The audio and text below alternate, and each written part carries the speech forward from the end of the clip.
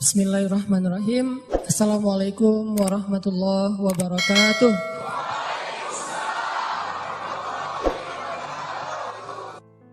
Kita akan ngebahas teknis untuk bisa menghijrahkan status dengan melobi langit. Dengan doa. Kan katanya doa itu bisa mengubah takdir, benar? Benar nggak tuh? Allah yang mengubah takdir dengan doa. Jadi bukan doa mengubah takdir, tapi Allah mengubah takdir dengan doa. Dan takdir itu bisa dirubah-rubah. Suka-suka Allah dong. Orang Allah yang nulis takdir, yamhullahu ma yasha'u wa yuthbit, kata Allah. Allah bisa menghapus apa yang Dia tulis dan bisa menetapkan. Jadi nggak usah pesimis, nggak usah putus asa dulu. Wah, kayaknya memang takdirnya nggak bisa, orang yang jahat kayak saya, yang pernah punya masa lalu yang kelam, nikah dengan akhwat yang hafizoh dari pesantren apa gitu. Kan kayaknya takdirnya nggak wal hafizin, wal hafizat, gimana sih? Wal hafizin, gimana sih ayatnya? Saya jadi lupa. Orang yang soleh, orang yang menjaga diri dengan orang yang menjaga diri, orang yang soleh dengan orang yang soleh. At-thayyibin lit-thayyibat, maaf. At-thayyibin lit-thayyibat. Orang yang baik ketemu orang yang baik. Tapi kan saya mah orangnya udah keburu gak baik duluan. Sekarang lagi belajar jadi orang baik tapi belum baik-baik amat. Sedangkan dia mah udah terpelihara dari dulu. Kayaknya kita mah gak sekufu, gak selevel, beda dunia. Yang satu dunia putih, satu dunia hitam. Ini gimana nih gak ketemu nih. Takdirnya mungkin kita emang gak layak untuk dia. Tetapi dengan doa Allah subhanahu wa ta'ala berkuasa untuk mengganti takdir. Makanya malam ini kita akan belajar tentang bagaimana menggunakan jalur langit untuk bisa mendapatkan hajat kita. Baik menikah, dapat kerjaan, punya anak, dan keajaiban-keajaiban lain yang bisa kita dapatkan kalau kita tahu cara menggunakan jalur langit. Sebelum kita masuk materi itu, yuk kita tilawah bareng-bareng ayat yang standar lah tentang doa. Udah pada tahu kan? Silahkan dibuka. Ayat apa? Surat Al-Baqarah ayat 186. Itu standar banget kalau bab doa. Surat Al-Baqarah ayat 186.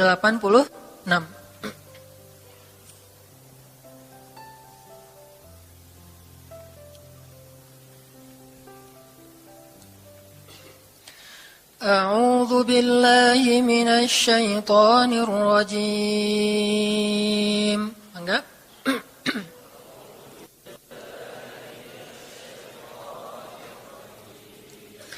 Bismillahirrahmanirrahim.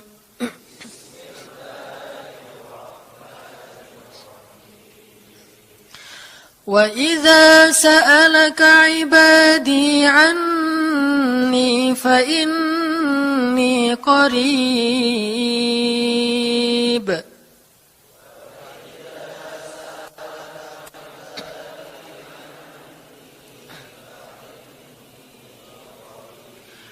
Ujibu da'watad da'i idza da'an.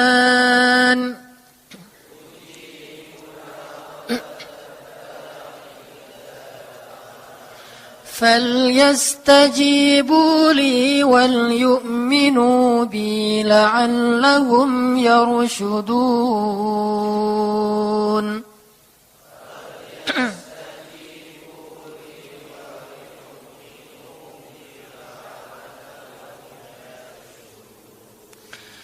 Dan apabila hamba-hambaku bertanya kepadamu tentang aku, maka jawablah bahwasanya aku dekat. Aku mengabulkan permohonan orang-orang yang berdoa kepadaku apabila dia memohon kepadaku. Maka hendaklah mereka memenuhi segala seruanku dan hendaklah mereka beriman kepadaku agar mereka selalu berada dalam kebenaran. Shadaqallahul azim. Teman-teman yang dirahmati Allah Subhanahu wa taala, ayat ini adalah ayat kalau kita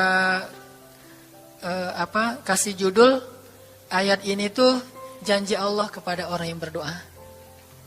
Janji Allah kepada orang yang berdoa. Makanya doa itu benar-benar senjata orang mukmin. melebihi senjata apapun yang dimiliki oleh seseorang. Paling dahsyat itu kalau punya doa. Jadi kalau orang yakin kepada Allah, maka dan keyakinan dia kepada Allah lebih besar daripada keyakinan dia kepada apapun, maka selama dia masih bisa berdoa kepada Allah, dia tenang. Ada masalah dikit, oh ilahi. Ada masalah dikit, ilahi. Ada masalah dikit, Rabbi. Terus saja. Ada masalah sepele apapun, minta ke Allah. Ada masalah apapun, minta ke Allah. Dan kata Nabi, janganlah kalian menjadi lemah dalam berdoa. Karena sesungguhnya tidak akan binasa seseorang selama dia masih berdoa kepada Allah. Itu hadis Nabi dari Aisyah. Janganlah kalian menjadi lemah dalam berdoa. Artinya jadi pundung, jadi putus asa dalam berdoa. Karena tidak akan binasa seseorang selama dia masih berdoa kepada Allah Subhanahu wa ta'ala. Jadi kalau kita masih terus mengharap dan meminta kepada Allah, kita nggak akan binasa. Kita nggak akan kalah. Kita nggak akan rugi. Dan kata para ulama, segala sesuatu di dunia ini akan pergi dan tidak kembali. Ini clue penting nih, bisa dicatat. Segala sesuatu di dunia ini akan pergi dan tidak akan kembali kecuali doa. Dia pergi dan dia pasti akan kembali. Segala sesuatu kalau udah pergi di dunia ini, nggak akan kembali lagi. Kalau pergi di sini maksudnya pergi kepada Allah. Tapi kalau doa pergi ke Allah, dia pasti akan balik lagi kepada yang meminta. Satu-satunya yang pergi ke Allah dan kembali di dunia ini hanyalah doa. Makanya ayat ini kalau kita kasih judul adalah janji Allah kepada hambanya yang berdoa. Allah berjanji, apa kata Allah? Inni qaribun. Aku itu dekat. Maksudnya gak mungkin aku gak dengar doa kalian. Begitu kita berdoa, kita pikir, Allah dengar nggak ya? Jangan-jangan kok doa saya belum diijabah, kayaknya Allah nggak dengar yang kemarin, saya harus keraskan lagi suara saya. Nggak, ini qarib, arti ini qarib, aku itu dengar banget apa yang kamu ucapkan. Nggak usah diucapkan, di dalam hati aja Allah udah dengar. Siapa yang pernah berdoa di dalam hati terus langsung Allah ijabah? Rasulullah. Coba teman-teman buka awal juz kedua. Ayat surat Al-Baqarah ayat 144. Itu gara-gara Nabi ada harapan di dalam hati tapi nggak berani ngomong gitu ke Allah. Cuma dipendam di dalam hati doang. Tapi langsung diijabah oleh Allah. Ayat surat Al-Baqarah ayat 144. Allah berfirman, "Qad nara taqalluba wajhika fis samaa." فَلَنُوَلِّيَنَّكَ قِبْلَةً تَرْضَاهَا فَوَلِّ وَجْهَكَ شَطْرَ الْمَسْجِدِ الْحَرَامِ وَحَيْثُ مَا كُنْتُمْ فَوَلُّوا وُجُوهَكُمْ شَطْرَهُ وَإِنَّ الَّذِينَ أُوتُوا الْكِتَابَ لَيَعْلَمُونَ أَنَّهُ الْحَقُّ مِنْ رَبِّهِمْ وَمَا اللَّهُ بِغَافِلٍ عَمَّا يَعْمَلُونَ. Jadi ceritanya, orang Yahudi suka menghina kaum muslimin gara-gara orang Islam kalau sholat waktu itu masih menghadap ke Al-Aqsa, Palestina. Jadi kata orang Yahudi itu, lihat orang Islam mah fake. Suka niru. Kita sholat menghadap Al-Aqsa, mereka sholat menghadap Al-Aqsa. Berarti agama mereka itu adalah agama yang meniru agama kita. Nggak original. Sering diperolok-olok. Setiap kaum muslimin sholat dihina sama mereka. Akhirnya Nabi ngerasa sedih. Wah, gimana ya caranya? Sehingga setiap sore Nabi berdiri di suatu bukit, kemudian lihat ke langit. Cuman nggak ngomong, gini aja ke langit. Membatin. Bayangin, pernah nggak teman-teman membatin ke Allah? Ini yang harus kita coba lakukan. Belajar membatin kepada Allah. Itu romantis banget. Jadi duduk sendiri. Allah, ngomong gitu dalam hati. Dan yakinlah ini qarib, Allah tuh dengerin. Jangan pikir saya kayak ngomong sendiri, kayak orang kurang waras. Enggak, Allah itu mendengar. Jadi kita batin aja sama Allah, ngomong dalam hati. Ya Allah, saya tuh lagi gini, ada masalah. Ngomong dalam hati kita. Please Allah, please gitu ya. Nah, Itu kalau kita membatin, inni qaribun wa asirru qaulakum aw ijharu bih innahu alimun bidzatis sudur. Jadi Nabi nggak enak mau ngomong, ya Allah tolong dong pindahin kiblat dari Masjidil Aqsa ke Masjidil Haram. Soalnya daripada dikata-katain melulu sama orang Yahudi, mau ngomong kayak gitu tuh nggak enak sama Allah. Malu Rasul ke Allah. Masa kiblat aja minta dipindahin. Akhirnya Nabi cuma ngelihat ke langit aja tiap hari. Udah selesai, pulang. Besok lihat lagi ke langit. Turunlah ayat ini. Sesungguhnya kami telah melihat bagaimana kamu selalu menengadahkan wajahmu ke langit. Maka kami palingkan kiblat ke arah yang kamu sukai. Coba lihat. Turun wahyu untuk merespon doa Nabi yang bahkan belum diverbalkan. Belum diucapkan dengan kata-kata, tapi Allah udah ngerespon. Ini kan keajaiban doa nih. Cuman kita seringnya ngerasa udah minta berkali-kali kok nggak dikasih-kasih. Kita belajar sekarang. Rasul nggak usah minta pakai verbal, cuman membatin doang dalam hati, Allah udah ngasih. Pernah nggak teman-teman ngerasa kayak gitu? Ada kepengen sesuatu, tiba-tiba terwujud. Pernah kan? Tapi kepengennya yang baik-baik.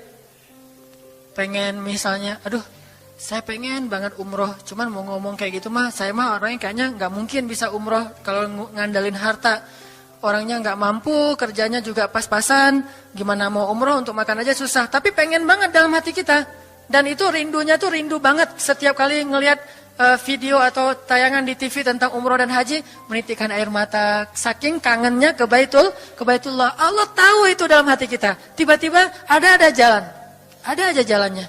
Dan bisa dikasih sedekah, bisa juga hadiah, bisa juga door prize, bisa juga macam-macam.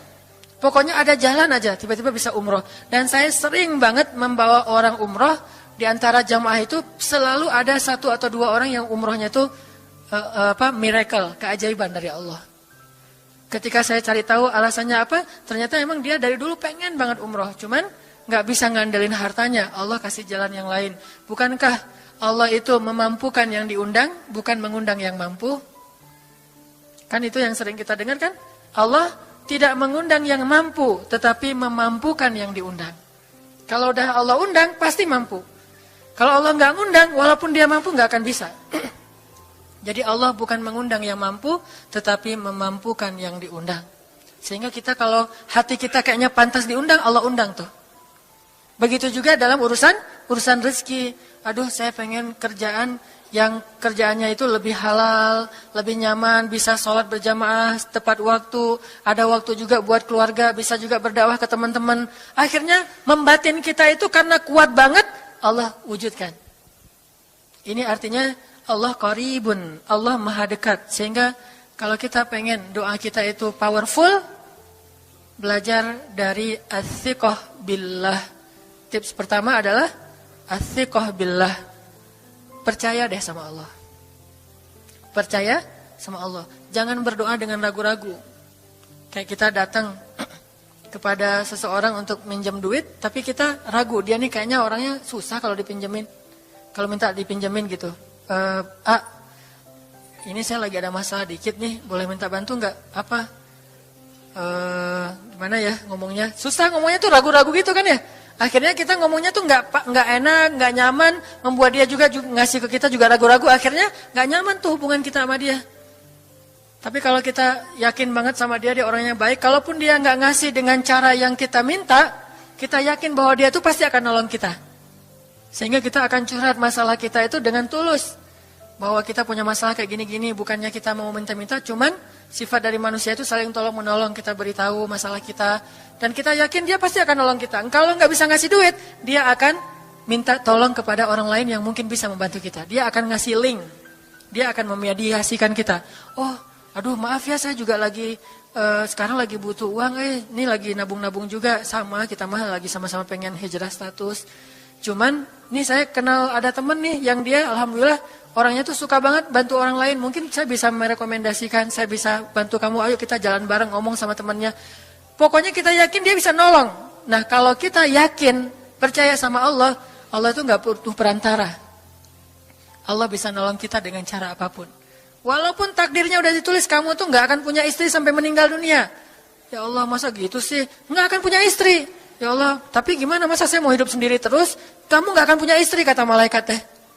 Ini orang doanya katakan malaikat dengerin doa kita ya. Kalau di hati malaikat nggak tahu, tapi kalau di lisan kita doa, ya Allah, beri saya seorang suami yang benar-benar bisa mendidik agama saya. Kata malaikat, Neng, ganti doa yang lain aja tuh Neng. Itu mah takdirnya udah ditulis, Neng nggak akan punya suami. Kata malaikat. Kita mah walaupun malaikat ngomong gitu, biarin aja. Ya Allah, Engkau Maha Rahman, Maha Wadud, Engkau bisa mengubah takdir. Kata malaikat, ya juga sih. Cuman takdirnya udah ditulis, Neng. Ya Allah, terus aja tiba-tiba tok, Assalamualaikum, Waalaikumsalam. Ayahnya nemuin, ternyata pas kita nguping dari kamar, wah itulah calon pangeran kita yang datang untuk melamar kita, calon raja, calon imam. Malaikat heran-heran, wah subhanallah nih, si Neng ini gak putus asa dalam meminta. Kita juga gitu, doa aja terus. Walaupun takdirnya sudah ditulis, karena Allah bisa mengubah takdir lewat doa dan harapan. Masih ingat cerita seorang ibu di zaman Nabi Musa dulu? Yang datang kepada Nabi Musa bilang, ya Nabi Allah, ya Kalim Allah, saya gak punya anak, udah tua kayak gini, bisa gak ya? Saya minta tolong Nabi Musa doa kepada Allah supaya saya punya anak. Kata Nabi Musa, bisa aja sih, gak apa-apa ibu. Ya udah saya doain, ya Allah, ini ada ibu minta anak. Kata Allah, ya Musa bilang ke dia gak akan punya anak, itu sudah takdirnya. Kata Nabi Musa, ibu maaf, udah ada jawaban nih dari Allah. Gimana ya Nabi Musa? Allah bilang takdir ibu gak akan punya anak. Oh gitu ya, ya udah deh pulang. Sampai di rumah, ya Rahim, ya Rahim. Doa aja terus. Besok datang lagi. Karena dia pengen tahu kabar dari langit. Nabi Musa itu bisa bicara ke langit. Ya Nabi Allah, saya mau tahu nih, kira-kira Allah sudah memperkenalkan belum ya permintaan saya? Permintaan apa? Pengen punya anak. Tapi kan kemarin udah, kata Allah takdirnya gak akan punya anak. Ya coba aja dulu sekali lagi, siapa tahu sudah mau. Sekarang Allah memperkenankan. Wah ini benar-benar dia husnuzan sama Allah. Siqah, percaya sama Allah. Gak percaya kepada yang lain, percaya sama Allah aja. Nabi Musa karena udah terus aja direngekin minta gitu. Nabi Musa bilang, ya Allah, ini ada ibu yang kemarin, gimana dong ya Allah? Kata Nabi Musa, kata Allah, ya Musa, takdirnya dia gak akan punya anak. Bilang sama dia, ibu, udah terima aja takdir ibu gak akan punya anak. Oh ya, pulang lagi. Ya Rahim, terus saja sepanjang malam, sepanjang hari doa. Berhari-hari datang lagi kepada Nabi Musa. Ya Nabi Allah, udah berubah belum? Udah mau belum Allah ngasih saya anak? Kan udah kemarin takdirnya, tapi coba lagi, sekali lagi aja. Nabi Musa minta lagi ke Allah, kata Allah masih yang sama, pulang lagi. Gak datang-datang lagi ke Nabi Musa. Setelah beberapa bulan, datang-datang bawa bayi. Assalamualaikum. Sudah semangat sekarang. Beda gitu ya. Kalau dulu, Assalamualaikum. Melas gitu ya. Sekarang, Assalamualaikum. Hai Nabi Musa. Kata ibu, ibu yang kemarin? Ya, itu siapa? Anak saya. Anak ibu? Anak kandung maksudnya? Bukan nyuri. Nggak, anak kandung saya ini Nabi Musa. Wah, Nabi Musa? Nggak wah sih, subhanallah kalau Nabi Musa. Kalau saya mah, wah gitu ya. Kalau Nabi Musa, Masya Allah. Nabi Musa tanya ke Allah, ya Allah, itu ibu yang kemarin katanya takdir gak akan punya anak, kok bisa punya anak? Ceritanya gimana Allah? Ceritain dong, saya kok gak update gitu informasinya. Kata Nabi Musa, Allah ngasih update. Kata Allah, Musa, setiap kali aku bilang dia gak akan punya anak, dia terus berdoa dengan menyebut, Ya Rahim, Ya Rahim. Allah itu kan senang banget dipuji, dan Allah lebih berhak untuk dipuji. Kalau kita senang dipuji gak baik, kalau Allah senang dipuji, emang punya hak untuk dipuji kan? Allah senang dipuji. Dia bilang ya Rahim, kamu bilang gak akan punya anak, dia bilang ya Rahim, terus saja berharap. Wahai Musa, sesungguhnya rahmatku mendahului takdir. Rahmatku mendahului takdir. Akhirnya dengan sifat Rahim, Allah mengubah takdir ibu ini. Walaupun secara ilmiah gak mungkin punya anak karena sudah menopause. Tetapi Allah yang memiliki kekuasaan atas segala sesuatu. Nah, tips pertama adalah kalau kita pengen doanya powerful, melahirkan mukjizat dan keajaiban, adalah as-siqah billah, harus percaya sama Allah. Pertama, percaya bahwa Allah Subhanahu wa taala itu maha kuasa mengubah apapun yang Dia kehendaki. Apa yang Allah ingin, masya Allah kan pasti terjadi. Wa man lam yasha lam yakun. Kalau Allah enggak pengen, enggak akan terjadi. Jangan suudzon sama Allah terus bilang, nggak enak banyak minta, amal saya sedikit, mending saya beramal aja nggak usah banyak minta. Jangan memperlakukan Allah seperti kita memperlakukan makhluk. Orang kalau kita banyak minta, dia akan kesulitan. Lama-lama dia akan merasa terganggu. Tapi Allah kalau nggak diminta, dia marah.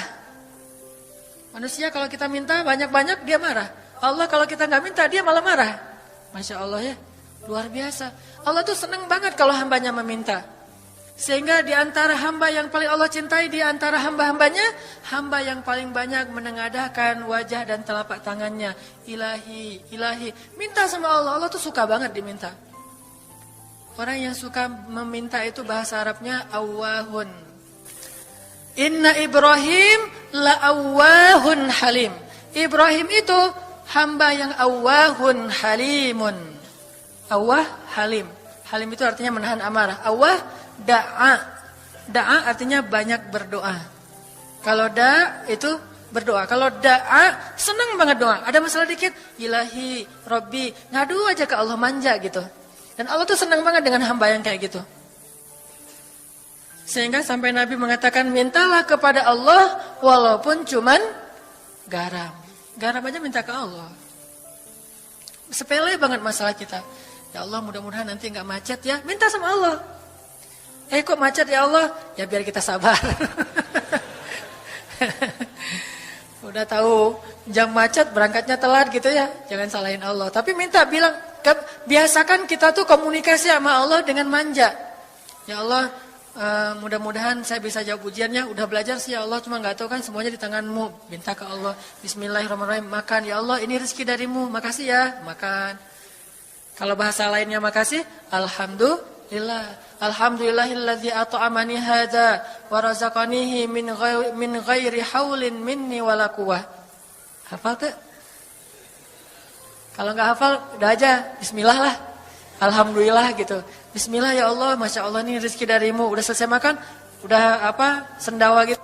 Alhamdulillah, Allah baik banget. Ngomong sama Allah, sering-sering komunikasi sama Allah. Dan Allah itu wa huwa ma'akum aina ma kuntum. Dia bersama kalian dimanapun kalian berada. Bersama ya, bukan ada. Kalau ada itu beda. Allah di mana-mana itu beda. Tapi Allah bersama kalian itu artinya Allah melihat, Allah mendengar, Allah menyaksikan, Allah mencatat, Allah maha menilai bersama kita. Kalau ada, dia bertempat. Sehingga nanti kalau ada anak bilang, "Mah, Allah di mana?" Allah ada di mana-mana, Dek. Ntar dia malah karena cerdas, kalau gitu di WC juga ada, kan nggak boleh kan? Ini jawaban yang keliru, kurang filsafat. Allah itu bukan ada di mana-mana. Allah bersama kita dimanapun kita berada. Itu beda. Kalau bersama, ma'iyah artinya Allah melihat, menyaksikan, mendengar, menghargai, dan terus memelihara dimanapun. Sehingga nggak usah khawatir bahwa ini mah nggak di masjid, nggak apa-apa. Selama bukan di tempat yang najis, seperti di kamar mandi atau di mana yang tempat-tempat yang nggak boleh, kita itu mah nggak. Tapi yang di tempat yang umum, di pasar, di jalan, lagi di kendaraan, di dalam masjid, di luar masjid, Allah, ilahi, Rabbi. Kalau perlu lebih, ini lagi lebih manja lagi, pakai irama dikit. Allah, gitu. Kayak orang manggil temennya gitu. Atau kita miss call Allah dulu. Ya Allah, udah nggak ngomong apa-apa. Itu miss call. Miss call Allah. Ngapain miss call? Caper, kangen sama Allah. Allah. Allah, gitu lagi. Itu zikir kan? Allah, Allah, Allah. Kata Allah, ada apa hambaku? Allah lagi, Allah lagi, Allah lagi. Terus saja Allah di miss call berkali-kali. Pas Allah buka, wah 100 miss call. Allah 100 kali zikir. Udah 100 kali miss call, Allah yang telepon balik. Ada apa hambaku? Wah, ditelepon sama Allah. Lewat kejadian-kejadian hidup, tiba-tiba ada kejutan dari Allah. Langsung bilang sama Allah, thanks Allah. Kan romantis tuh sama Allah. Jangan cuma sama cewek doang bilang thanks, segala macam bahasa-bahasa yang keren. Sama Allah juga harus keren. Tapi setelah thanks, alhamdulillah, karena itu yang paling baik. Intinya harus percaya sama Allah. Allah tuh senang banget didoain, kita berdoa kepadanya gitu. Allah tuh senang. Terus makna percaya sama Allah juga, kita percaya bahwa Allah itu nggak akan ngecewain orang yang berdoa. Ujibu da'watad da'i idza da'an. Aku pasti mengijabah doa hamba-hamba yang berdoa kepadaku. Enggak usah khawatir, pasti diijabah. Tapi kok masih belum aja Ustaz? Nah, kita harus belajar apa itu makna diijabah. Jangan-jangan Allah udah mengijabah, kita nggak ngerti. Kayak ada analogi tentang orang yang tenggelam, terus dia meninggal sambil menuduh Allah, Allah kan nggak nolong saya, bukankah aku sudah mengirim pelampung? Jadi pelampung itu cara Allah menolong kita. Kita harap ditolongnya tiba-tiba selamat aja di pantai. Nggak kayak gitu, Allah punya cara. Sehingga kita harus belajar memahami maksud Allah. Allah maksudnya apa? Di antara cara Allah mengijabah, kata para ulama, satu, Allah mengijabah persis seperti yang kita minta. Dua, Allah mengijabah yang lebih baik dari yang kita minta. Yang ketiga, Allah kalau nggak ngasih persis, ngasih yang lebih baik, dikasih di akhirat. Bahkan itu lebih keren daripada di dunia. Kok di akhirat sih? Ntar dulu. Akhirat itu jaraknya nggak jauh dengan kita. Cuma 60 tahun. 60 tahun tuh cepat banget loh. Sekarang rata-rata usianya berapa? Bahaya kalau nanya usia. Kalau saya mah udah setengah, udah 30-an tahun. Teman-teman pasti masih 17 ya. Angkat tangan yang 17. Nggak ada, di bawah 20 tahun, di bawah 20 tahun. Yang di atas 40. Nggak berani ngangkat tangan, ada sih. Artinya waktu 60 tahun itu nggak lama, sebentar doang. Jadi analoginya gini, kita lagi kuliah, pengen nikah. Terus kita naksir sama seorang cewek, cantik banget.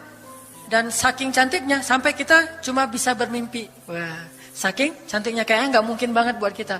Tiba-tiba ayahnya bilang, Dek, kamu senang sama anak saya? Yang mana Pak? Masih nanya yang mana? Takutnya yang tadi kebalik. Ini yang lagi Yang lagi kuliah yang namanya si Fulanah misalnya. Sebutlah namanya Nisa apa gitu ya. Terus dia bilang, boleh. Bapak setuju kamu nikah sama anak saya, tapi ditunda dulu sampai kamu lulus kuliah. Kita senang gak tuh? Sampai lulus kuliah, gak apa-apa. Masa kita bilang, gak mau Pak kalau lulus kuliah, mending gak usah deh, saya mau yang sekarang. Pasti gak gitu kan?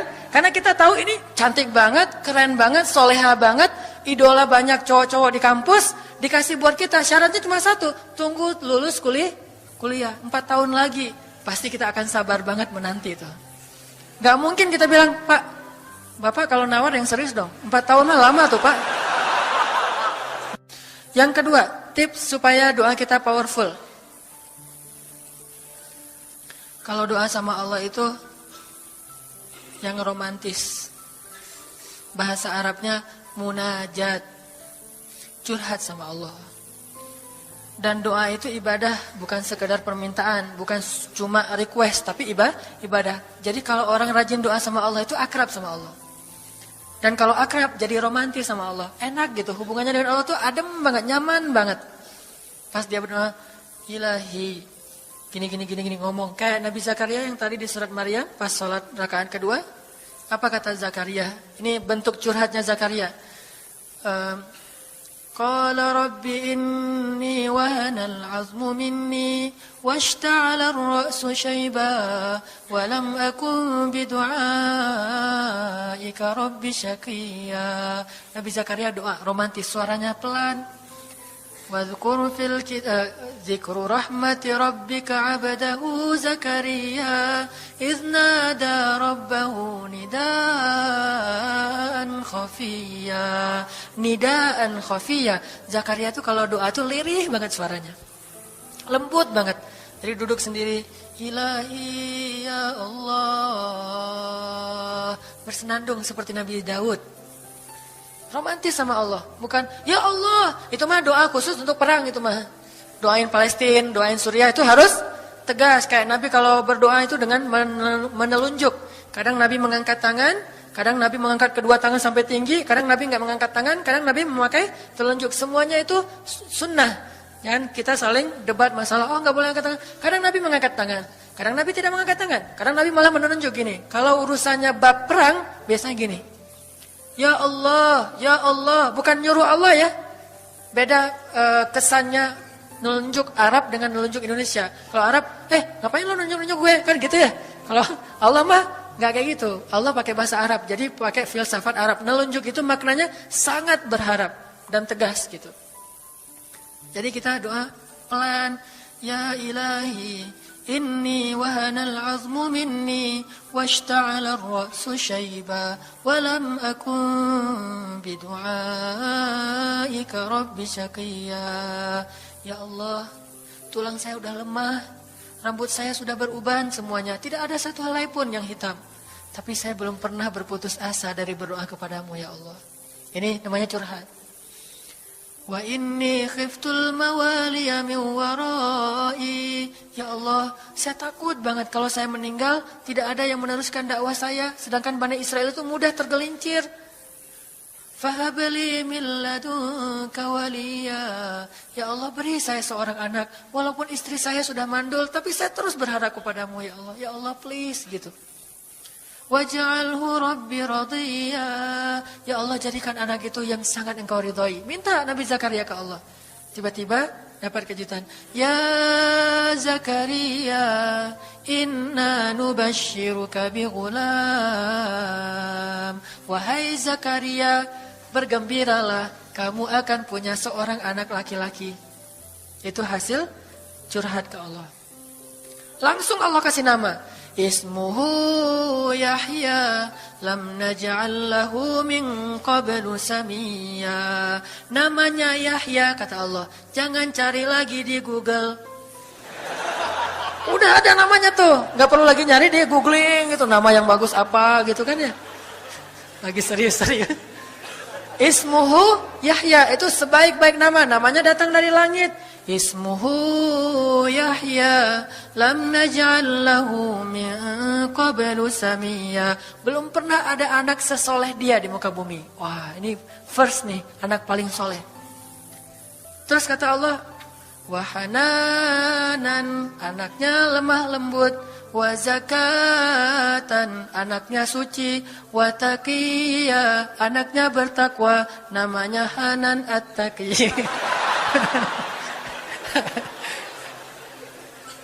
Itu mah doa ya, bukan GR. Karena saya juga belum bertakwa. Hanya Allah yang tahu siapa yang paling bertakwa. Terus apalagi sifatnya? Wa barram biwalidayhi, anaknya sangat berbakti kepada orang tua. Allah kasih spesifikasi anak yang Allah pengen ngasih ke Zakaria. Itu luar biasa sifat-sifatnya. Wa barram biwalidayhi, enggak pernah nyakitin orang tua.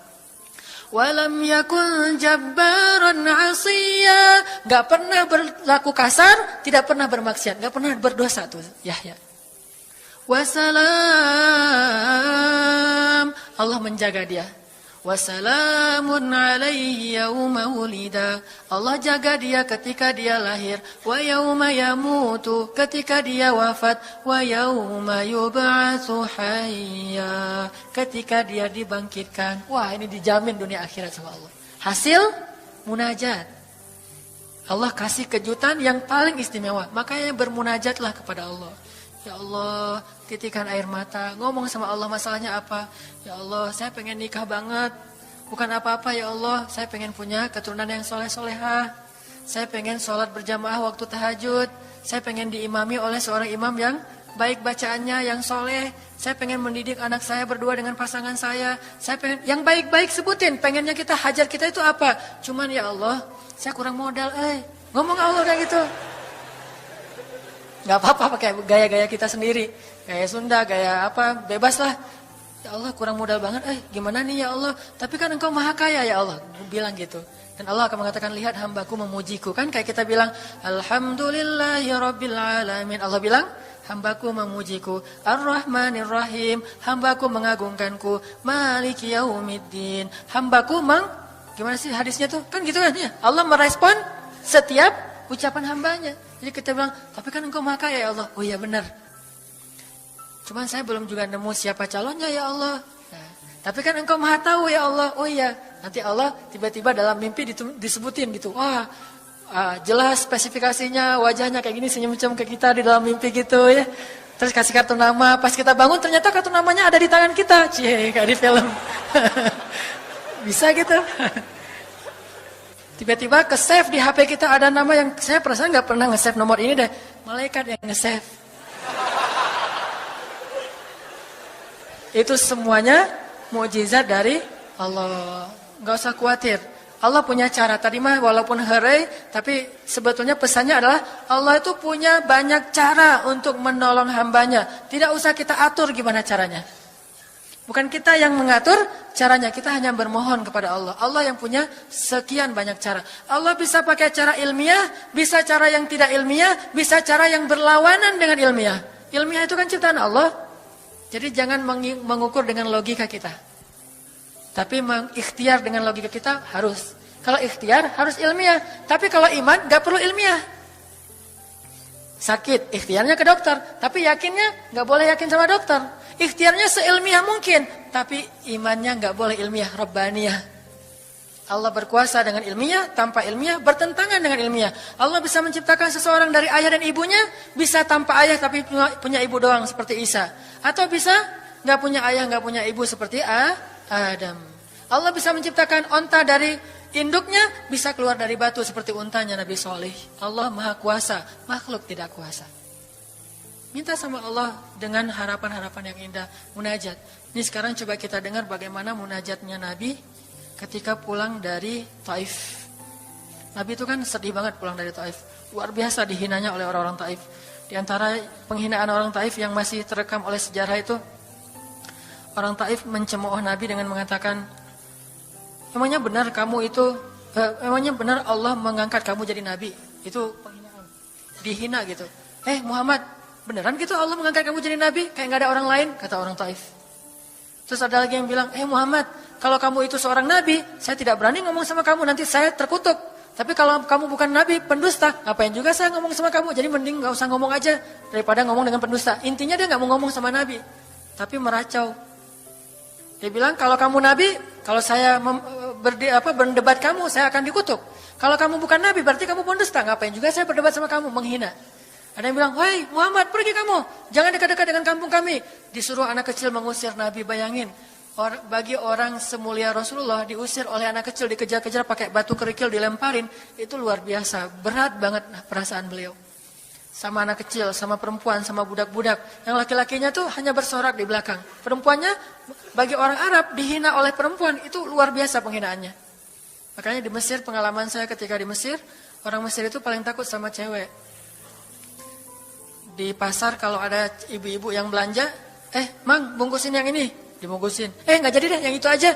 Ya, bungkus lagi. Kayaknya nggak jadi yang itu aja. Sampai 3 kali si emangnya nggak boleh marah. Kenapa? Cewek. Itu di Mesir tuh. Kalau di kita, wah udah habis itu. Gak usah cewek yang sebaya, ibu-ibu aja bisa dihina di kita kan ya, nggak menghormati orang tua. Kalau di Mesir, perempuan apalagi yang udah umur usia orang tua itu sangat dimuliakan. Naik bus gitu. Ada ibu-ibu, orang Mesir kan gede-gede tuh. Naik bus. Dia naik bus aja, naik damri gitu susah. Akhirnya barang-barangnya pada diambil sama orang-orang di dalam. Dia naik sendiri. Bismillah, Masya Allah. Gitu-gitu orang Mesir kalau naik damri. Pas sudah di atas, semua orang berdiri mempersilahkan dia pilih tempat duduk yang mana.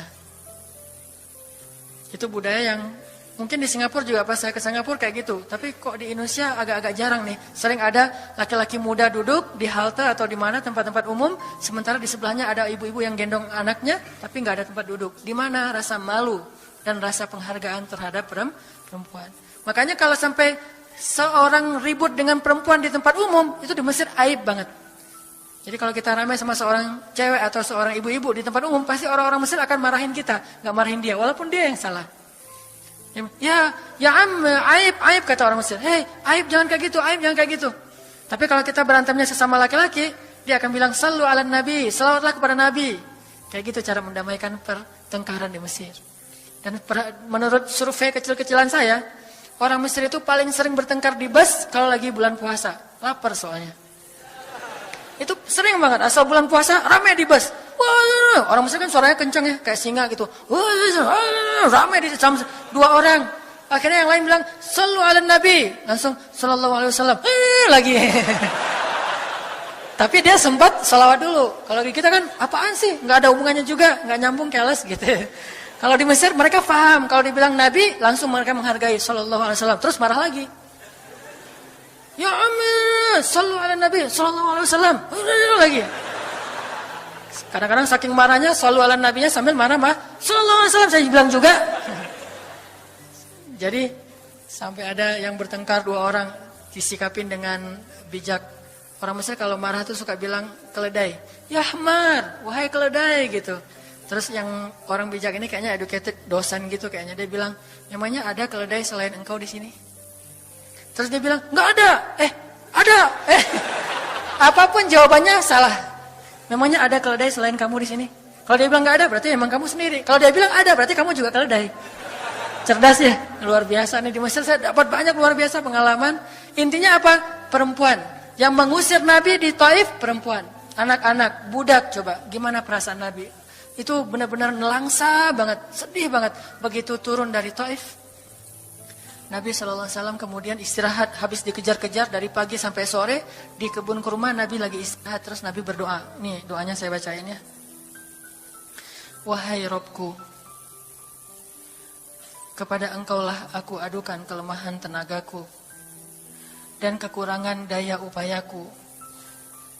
Wahai Robku, engkaulah yang maha rahim, engkaulah pelindung orang-orang yang lemah, engkaulah penciptaku. Kepada engkau aku berserah diri ya Allah.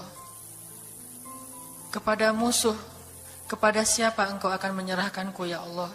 Kepada musuh yang akan mencelakaiku, atau kepada keluarga yang akan membantu urusanku. Tapi apapun itu, tidak ada keberatan bagiku, asal engkau tidak marah kepadaku. Mau diserahin ke musuh, gak apa-apa ya Allah. Mau diserahin kepada keluarga juga gak apa-apa. Yang penting kau gak marah ya Allah.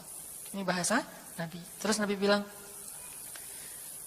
sedangkan kasih sayangmu maha luas bagiku, aku berlindung dengan cahaya wajahmu yang mulia, yang menyinari langit dan menerangi segala yang gelap. Dan atasnya lah teratur segala urusan dunia dan akhirat. Dari engkau menimpakan atas diriku kemarahanmu. Aku berlindung dari kemarahanmu ya Allah, dari juga azab-azabmu. Kepada engkaulah aku adukan perihalku, sehingga engkau ridho, tiada daya dan upaya melainkan dengan kekuasaanmu ya Allah. Tapi ini kalau kita baca dengan versi Arabnya lebih romantis lagi. Versi terjemah memang agak kaku. Kalau kita tahu bahasa Arabnya, ya Allah, tidak masalah aku diperlakukan kayak gini. Tidak masalah aku diusir, aku dihina, aku disakiti, aku dilempari, aku dikejar-kejar. Yang penting engkau tidak marah kepadaku. Coba, gimana Nabi itu cinta sama Allah. Mendengar doa Nabi yang romantis banget sambil menitikan air mata. Tubuhnya banyak bekas luka lemparan batu. Bajunya itu kotor.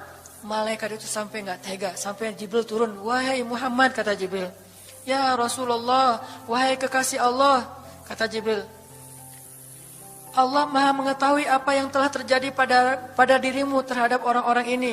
Allah telah memerintahkan malaikat gunung untuk mentaati perintahmu ya Rasulullah. Kata malaikat, jadi kayak ada seorang anak yang nangis sedih, tiba-tiba datang ayahnya ngelus-ngelus gitu, menenangkan dia. Ya Rasulullah, Allah udah memerintahkan malaikat gunung kok, jadi menghibur gitu. Jangan sedih ya Rasul, jangan sedih, gak apa-apa. Itu malaikat gunung udah siap tuh, apapun yang kamu perintahkan. Langsung malaikat gunung siap-siap gitu. Terus kata malaikat gunung, ya Rasulullah, wahai kekasih Allah, perintahkan saja kepada kami apapun. Jika engkau mau, kami akan timpakan 2 gunung ini kepada penduduk Taif, sehingga mereka mati terhimpit oleh gunung-gunung yang kami timpakan. Perintahkan ya Rasulullah, perintahkan. Kata Rasulullah, tidak wahai para malaikat. Kalaupun mereka tidak beriman hari ini, aku berharap kepada Allah, anak cucu mereka kelak akan beriman. Nabi gak sakit hati kepada orang Taif. Dan Nabi juga tidak marah kepada Allah ketika beliau diperlakukan oleh hamba-hamba Allah kayak gitu. Tetapi yang penting Allah jangan marah sama saya ya. Kalau bahasa kita mah. Ya Allah maaf ya saya jadi kayak gini nih. Tapi Allah gak marah kan? Gitu banget tuh sama Allah coba. Dia udah habis-habisan. Kemudian belum berhasil dakwahnya. Masih takut sama Allah. Kayak kita ngedakwahin teman kita. Terus kita dicela sama teman kita. Dimusuhi oleh teman kita. Kita gak marah sama dia. Gak marah sama Allah. Gak bilang Allah itu sih susah ya dakwah. Gak ngomong kayak gitu. Ya Allah maaf ya dia belum menerima dakwah saya. Ini pasti karena saya gak benar nih nyampainya. Ya Allah jangan marah ya sama saya. Besok saya coba lagi gitu sama Allah. Terus ke orangnya gak marah karena mungkin dia fa'innahum la ya'lamun. Mereka tidak mengerti. Besok akan dicoba lagi, didakwahin lagi, diajak lagi. Terus aja kayak gitu. Ini munajat Nabi kepada Allah SWT. Sehingga gara-gara munajat itu malaikat turun. Sama kayak munajat curhatnya Nabi Yunus. La ilaha illa anta subhanaka inni kuntu minadh dhalimin. Subhanallah. Nabi Yunus tuh bermunajat di dalam perut ikan, lirih banget, suaranya tuh pelan banget. Tapi suara yang pelan itu menggetarkan arasy Allah Subhanahu wa taala. Kita udah teriak-teriak pakai mic, enggak ada yang bergetar. Nabi Yunus kalimatnya sederhana, tetapi dari hati banget. Benar-benar curhat. Ya Allah, tidak ada ilah selain Engkau. Aku ini udah zalim terhadap diriku sendiri. Ya Allah, maafin saya, maafin saya. Subhanallah, subhanallah. Engkau maha suci, saya ini kotor. Engkau maha suci, saya ini kotor. Terus saja sampai suara Nabi Yunus di dalam perut ikan, di dalam laut yang dalam itu, menggetarkan arasy Allah di langit ketujuh. Tiba-tiba malaikat arasy bertanya, suara siapa ini ya Allah? Begitu indah, begitu lembut, meminta ampun kepadamu ya Allah. Kata Allah, itu suara hambaku Yunus. Apa yang dia minta ya Allah? Dia minta ampun kepadaku. Ya Allah, please ampunin dia ya Allah, please. Kata malaikat-malaikatnya. Semua malaikat meminta ampun untuk Yunus alaihissalam. Sehingga kemudian Allah mengatakan, ya sudah aku ampuni dia. Tiba-tiba Nabi Yunus diselamatkan. Curhat sama Allah. Kalau ada masalah, bilang ke Allah. Apapun, ya Allah. Duduk sambil bersandar di pohon. Ya Allah, coba buka surat Al-Qasas. Gimana Nabi Musa itu suka curhat kepada Allah. Surat Al-Qasas, surat 28 ya. Ayat nih ya. Ayat 16 coba. Ketika Nabi Musa nggak sengaja bunuh orang Kipti, Egyptian. Rabbi, ini zalamtu nafsi, faghfirli ya Rabbi. Ya Rabbi, saya tuh udah zalim, maafin saya ya Allah, ampuni saya. Ada masalah dikit, ngomong ke Allah. Habis ada kesalahan, ngomong ke Allah. Terus dia bilang lagi, Rabbi ayat 17, bima an'amta alayya falan akuna zahiran lil mujrimin. Ya Allah, janganlah engkau jadikan aku termasuk orang-orang yang berdurhaka atau berbuat dosa.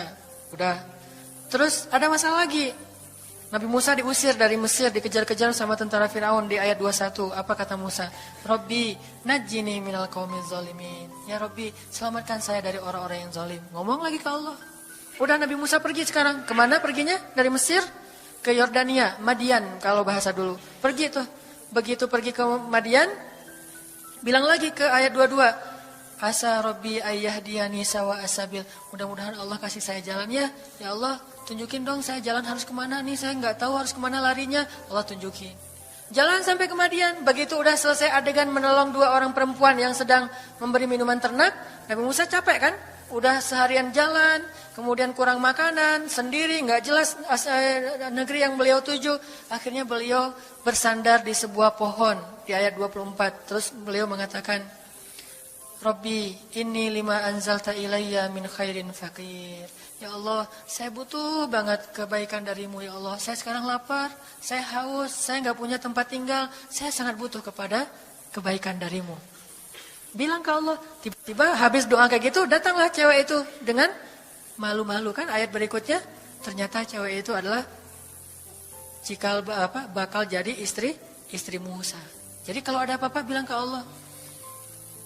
Gak sengaja ngelihat Instagram, oh ada yang cantik, Rabbi, yang ini nih, yang saya gak sengaja gitu. Tapi jangan dikepoin ya, dan jangan terlalu lama ngelihatnya, sekilas saja. Atau minimal kalau nggak yang ini, yang kayak gini ya Allah, ya Allah, gitu.